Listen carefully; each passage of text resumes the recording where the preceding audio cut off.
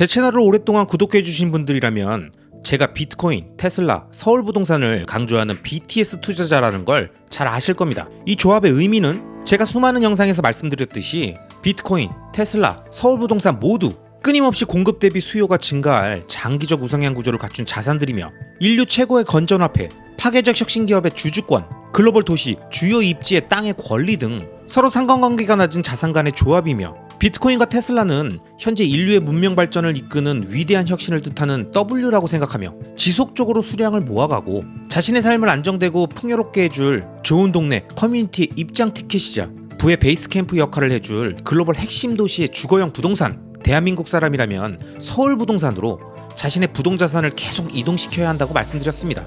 물론 이런 생각은 순전히 일개 유튜버이자 투자자인 저의 개인적인 생각이기 때문에 동의하시는 분들이든 비난하시는 분들이든 각자 다양한 생각들이 있으시겠지만 제가 2022년 5월 처음 유튜브를 시작하고 이런 이야기를 했던 그 시점과 지금을 비교하면 많은 것들이 변하고 있다는 걸 대부분의 분들은 느끼실 수 있을 겁니다. 비트코인, 주식, 부동산 모든 자산들의 가격이 한 번에 급락하는 대하락장이었던 2022년에는 비트코인은 끝났다고 했던 사람들, 자신이 옳았다면서 비트코인 홀더들을 조롱하고 그놈의 튤립법을 내재 가치가 없는 쓰레기라고 하면서 그 소중했던 대하락장의 순간들을 모두 흘려보낸 사람들은 그들이 늘 얘기하던 비트코인을 가만두지 않을 거라는 미국이 비트코인 ETF를 출시하고 끊임없이 자본이 그곳으로 몰리면서 ETF의 규모가 커지는 현상을 보게 되었고, 대권 후보를 비롯한 정치인들이 비트코인을 국가의 전략적 비축물이라고 말하는 변화된 세상을 못 받아들이면서 아직도 이런 말을 하고 있는 거죠. 야, 미국이 비트코인 인정한 거 같지? 왜 이렇게 순진해? 다 비트코인 작살내려고 하나씩 힘 빼고 있는 거 모르겠냐? 아이고 좋텐다 좋대. 어째 가슴이 좀 뜨거워지셔? 그냥 이번에도 또 올랐다가 폭락할 건데 적당히 수익 나면 줄 때 챙겨라. 아가야. 여러분, 사람은 누구나 자신만의 원칙과 세계관을 갖고 살아갑니다. 그렇기에 아무리 동시대에서 일어나는 엄청나게 중요한 일이더라도 자신의 세계관 그 밖에서 일어나는 일들에 대해선 전혀 인식하지 못합니다. 무엇이 중요하고 얼마나 소중한 순간들인지 전혀 이해하지 못하는 거죠. 이게 바로 박경철 선생님의 명강이었던 W를 찾아서가 남긴 가장 중요한 메시지 아니겠습니까? 인류의 문명 발전을 이끌 위대한 기술과 이를 선도한 사람, 기업의 변화를 정확히 찾고 그 변화의 흐름에 빠르게 합류하기 위해선 다양한 사람들의 이야기와 세상의 변화에 눈과 귀를 기울여야 한다는 것, 이 관점에서 현재 비트코인을 둘러싼 미국 내의 변화들과 그 변화가 만들어낼 전 세계적인 파급 효과까지 절대 가볍게 여기지 마시고 지금부터라도 바짝 집중해서 비트코인이 무엇인지에 대해 관련 서적들과 영상들을 보면서 타이밍 매매, 단기간에 부자되기, 알트 순환매, 화폐 현상 재현 등과 같은 엉뚱한 방향으로 가지 마시고 비트코인을 지속적으로 모아가며 개인 지갑으로 옮겨 안전하게 보관하는 올바른 방향성만 세팅한다면 2030년 엄청난 결과가 우리들에게 찾아올 거라는 걸 정확하게 이해하게 되실 겁니다. 자, 여러분, 비트코인과 달리 서울부동산은 금융권이 좋아하는 대표적인 안전자산이자 현재 기준으로 최고의 담보물이기 때문에 그 가치에 대해선 이견이 없을 것 같지만 2022년부터 불과 2024년 초까지만 해도 아직도 인구 감소론 얘기하고 PF 대출 이슈로 부동산 폭락한다는 얘기가 소위 전문가란 사람들부터 주변인들까지 엄청나게 넘쳐났던 걸 기억하시죠? 그런데 2024년 하반기로 넘어오면서 어떤 현상들이 일어나고 있습니까? 서울의 주요 입지들은 대부분 전고점을 돌파한 아파트들이 등장했고 상승세는 점점 가파르게 진행되고 있죠. 그리고 뉴스에 인구 감소론 나옵니까? PF 대출 붕괴론 나오나요? 서울부동산 폭락 얘기 없어졌죠? 2022년에 부동산 급락하니까 신나서 폭락 얘기하던 사람들이 이제는 조용하잖아요. 그때 떠들던 그 얘기들에 현혹되지 않고 자신과 가족들을 보다 안전하고 편안하고 행복한 주거 환경으로 만들기 위해서 공포 뉴스에 흔들리지 않고 부의 베이스 캠프를 서울로 옮겼거나 새로 터전을 마련하셨던 분들은 지금 얼마나 마음이 편하시겠습니까? 여러분, 그 누구도 여러분의 자산을 지켜주지 않습니다. 절대 누군가의 얘기를 믿고 지금 해야 할 일을 미루거나 가슴이 뜨거워져서 조급하게 움직이지 마시고 스스로 판단하고 생각할 수 있는 눈과 머리와 귀를 만드셔야 합니다. 그래야 주변에서 폭락을 외치고 포탄이 떨어지고 괴음이 들려도 노이즈 캔슬링한 헤드폰 끼고 있는 느낌으로 자신이 생각했던 투자의 방향성을 유지하면서 장기 투자의 목표 지점까지 꾸준하게 그 포지션과 루틴을 지킬 수 있는 겁니다. 제가 늘 부동산과 관련해서 드리는 비유가 있죠. 큰 호수에 물이 마르기 시작하면 호수의 가장자리부터 물이 줄어들고 그곳에 있던 물고기들은 점점 호수의 중심부로 모이면서 호수 중심부에 있고자 하는 물고기들이 넘쳐나게 된다는 거.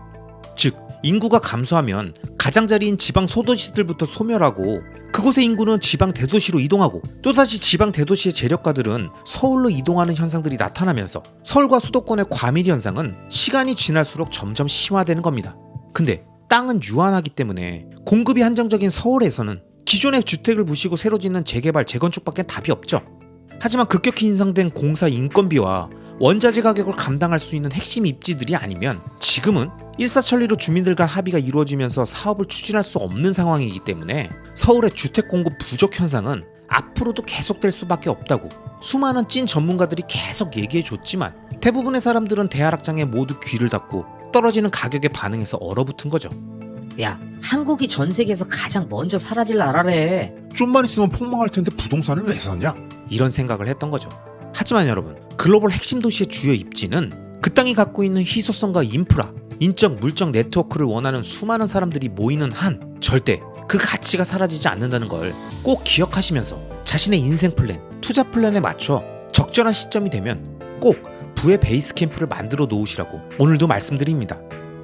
자, 그럼 테슬라는 어떨까요?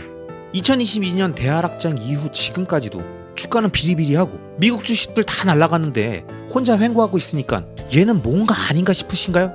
그런데 여러분, 주식의 본질 가치는 시장에 흘러드는 유동성에 의한 단기적인 가격 상승이 아니라 그 기업이 만드는 제품과 서비스가 인류의 삶에 어떤 변화를 제공하는지 그 미래 비전이 구현되는 과정이 현재의 매출과 영업이익보다 매우 중요하다고 저는 생각합니다. 특히 장기 투자적 관점에서 기업의 주주권을 계속 모아가며 그 기업의 미래 비전까지 함께하는 장기 투자자라면 단기적인 재무제표의 흐름만 보고 자금을 운영하는 월가의 움직임이 아닌 그 기업 자체의 제품과 서비스가 얼마나 빠르게 발전하고 있는가, 그 기술 발전이 만들 파급력이 도대체 어느 정도의 크기인가, 이게 훨씬 더 중요한 물음이지만 대부분의 사람들은 이런 손에 당장 잡히지 않는 미래에 대한 기대감과 개발 현황보다는 당장 실적으로 찍히는 숫자, 그리고 그 숫자의 추이, 이것만으로 모든 판단을 내리고 그 흐름만 쫓아 돌아다니는 거죠. 그러니 테슬라는 지금 투자하면 안 되는 회사고, 중국 업체들의 전기차 추격에 점점 MS가 떨어지고 있는 회사, 언제 완성될지도 모르는 완전 자율주행을 붙잡고 계속 주주들만 희망 고문하고 있는 회사, 인간형 로봇이니 에너지 사업이니 물리세계에 특화된 슈퍼컴퓨터니 이딴 얘기만 하면서 정작 본업인 전기자동차 판매에서는 계속 무너지고 있는 전형적인 꿈파리 기업이라는 거죠. 하지만 여러분, 테슬라는 그렇게 가벼운 회사가 아닙니다. 제가 과거 영상들에서도 여러 번 말씀드렸지만 테슬라는 단순한 전기차 회사가 아니며 작은 것으로부터 시작해서 독점해가며 점차 큰 비즈니스로 확대해 나가는 일명 피터 틸이 표현한 제로 투 원 전략의 정석을 보여주는 기업입니다. 고급 스포츠카를 개발하고 번 돈으로 전기차 대량 양산 체제를 구축해서 전 세계에 기가 팩토리를 지어 판매량을 폭발적으로 늘리면서 그 차량 판매 자본을 이용해서 전 세계에서 메타 다음으로 많은 엔비디아의 AI 반도체를 구매하고 물리세계에 존재하는 움직이는 모든 것들을 위한 자율주행 GPT의 완성에 올인하고 있는 지금, 이것이 완성된 이후 더 이상 차량 판매의 하드웨어 기업이 아닌 자율주행 플랫폼을 판매하는 플랫폼 서비스 기업으로 확장하며 자신의 플랫폼을 전세계 레거시 자동차 회사들과 중국을 비롯한 전기차 회사들에게 제공하면서 멀티플을 키우는 단계로 들어갈 겁니다. 그리고 이 과정에서 자연스럽게 완성된 자율주행 GPT를 활용한 인간형 로봇의 공장 내 투입을 통한 폭발적인 생산성 향상과 민간 가정 내 보급의 단계까지 이어지면서 인류를 모든 종류의 노동으로부터 해방하는, 그동안 경험해보지 못했던 완전 다른 차원의 세상으로 이끌 위대한 기업과 비즈니스의 선두주자라고 저는 생각합니다. 그리고 우리가 여기서 체크해야 할 것은 테슬라의 이 제로 투 원 전략이 성공한다는 보장은 무엇일까? 이 질문에 대한 답은 스스로 자가 체크리스트를 만들고 판단해보면 정리가 되실 겁니다. 저는 크게 4가지 질문으로 정리해보겠습니다. 첫째, 현재 누가 가장 많은 전기 차량을 전 세계에 뿌려 놓았는가? 둘째, 현재 누가 그 뿌려진 차량들을 통해서 실제 도로주행 데이터를 매 순간 폭발적으로 수집하고 있는가? 셋째, 현재 누가 가장 많은 AI 반도체를 구매하고 데이터 센터와 슈퍼컴퓨터를 구축하며 그 데이터들을 학습시키고 있는가? 넷째, 만약 앞에 3가지 질문, 즉 가장 많은 자사의 전기 차량들이 전 세계를 돌아다니며 가장 많은 양질의 실제 도로주행 데이터를 모으고 가장 많은 AI 반도체를 갖고 학습시킨다는 조건을 모두 만족시키는 기업이 딱 한 기업이라면 그 기업이 자율주행카와 인간형 로봇 산업의 최강자가 될 가능성은 얼마나 될 것인가? 이 흐름을 곰곰이 생각해보면 아직 이루어지지 않은 미래지만 생각보다 선명하게 그려지지 않습니까? 여러분, 지금까지 제가 설명드린 비트코인, 테슬라, 서울부동산은 단기간 반짝하고 사라지는 그런 속성의 자산들이 아닙니다. 장기적 우상향 구조를 갖고 인류의 문명 발전을 이끌거나 자신의 삶의 질을 결정하는 매우 소중한 자산들이라고 저는 생각하고 있으며, 이런 관점을 갖고 리스크를 시간에 녹이며 수익으로 치환하고 있는 거죠. 여러분도 자신만의 투자 원칙과 철학을 정립하고 그 기준과 조건에 맞는 자산들을 오랫동안 장기 투자하신다면 2030년을 넘어 2040년 그 이상까지 시간이 지날수록 점점 더 경제적 자립과 시공간의 자유가 많아지는 걸 경험하게 되실 겁니다. 아시겠죠? 오늘의 마지막 결론, 비트코인, 테슬라, 서울부동산은 걱정하는 게 아니다. 그럼 오늘도 끝까지 시청해주신 모든 구독자님들을 리스펙합니다.